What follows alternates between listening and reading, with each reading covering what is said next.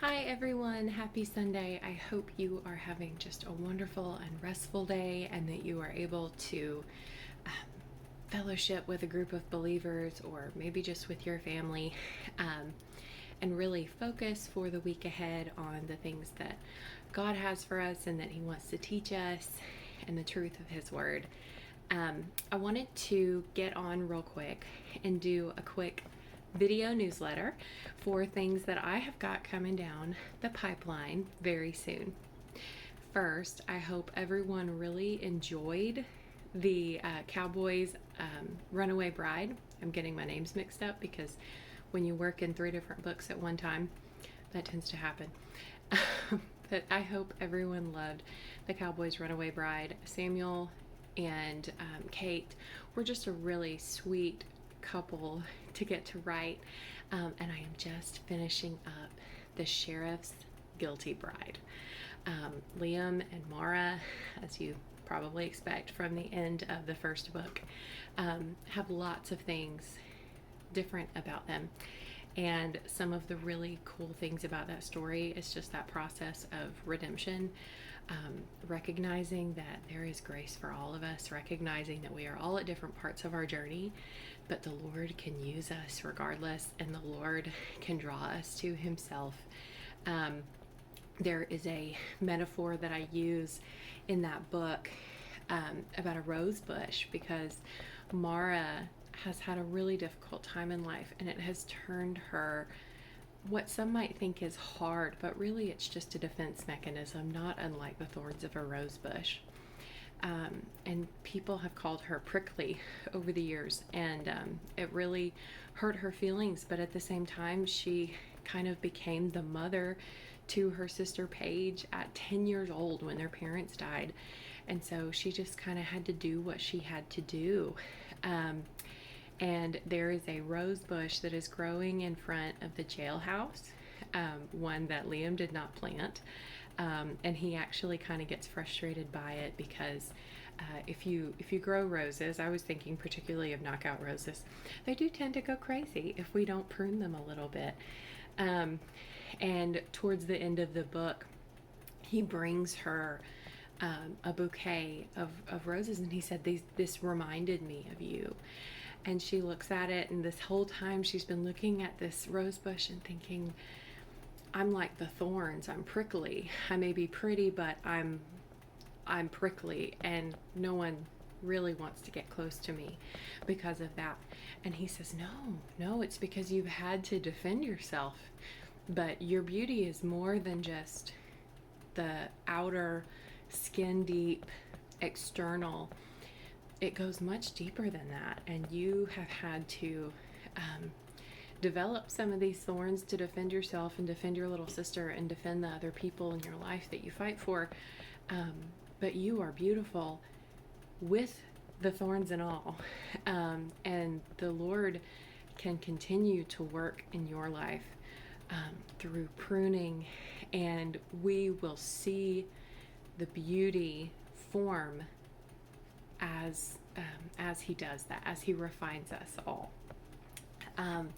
So yeah, it's just a really sweet metaphor, and kind of redeems the metaphor for her. And I don't know if you've had things in your life that you feel self-conscious about, things about your personality, things about your looks, things about whatever. I think probably all of us have something like that. And I just hope that Mara and Liam's story gives you just a little bit of rest and peace in that. There's a whole lot of stuff in there that kind of comes down that pipeline, kind of stays in that realm. God has created you in a certain way, and it doesn't mean that those traits don't get, twisted and turned and used for things other than for the Lord at times, but He can also redeem them.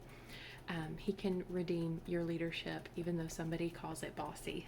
He can redeem your intelligence and your desire to share that knowledge with the world, even when some might call it a know-it-all. You know what I mean? So I just hope that everybody can find some comfort and some common ground there.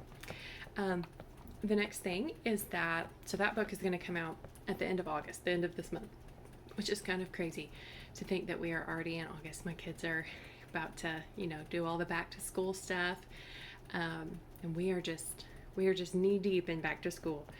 And then I won't have a book come out in September because this end of summer back to school stuff, is hard. I haven't had any.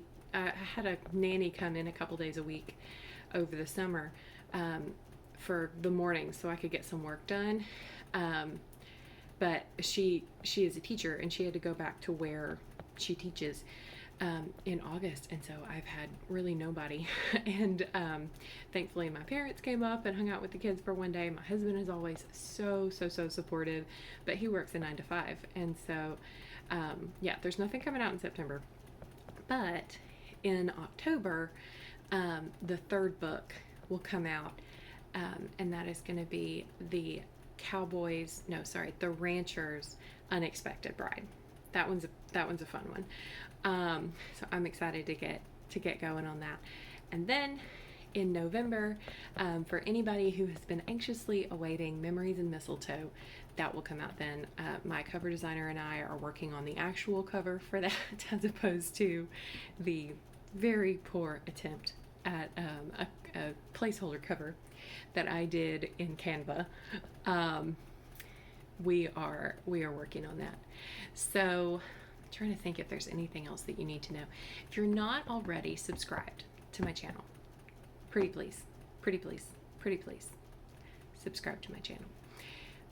When I reach 1,000 subscribers, I can start earning on the books that I have uploaded to YouTube, and I love being able to offer them free to you, and they will continue to be free to you, but ads will start playing on them when I hit 1,000 subscribers, and that means I can start earning on them. So that would be absolutely wonderful, and I would just really appreciate that. Also, if you have any interest in signing up for my newsletter, I'm not going to be releasing any books in December, but I am going to be blessing my newsletter subscribers with some fun freebies. I know I'm going to do a Christmas-based gratitude journal prompt. I'm going to do some more recipes like I did with the Magnolia Island cookbook. I think it's going to be kind of based on the Reindeer Pass stuff. Just kind of some stretching my legs creatively a little bit. It's just doing something a little bit different. Of course, I'll have new books coming out in 2024, but the last 3 that are coming out this year will be books 2 and 3 and Hope House Brides, and then Memories and Mistletoe, which I think the Reindeer Pass series, I'm going to release 1 book every Christmas in that one.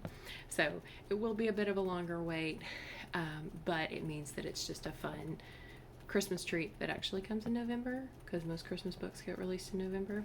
You tracking with me? Okay. I think that's it. I will link all the things that you need to know below, but please subscribe. Pretty please, with sugar on top and a cherry. Please subscribe. Thank you so much, and have a wonderful day.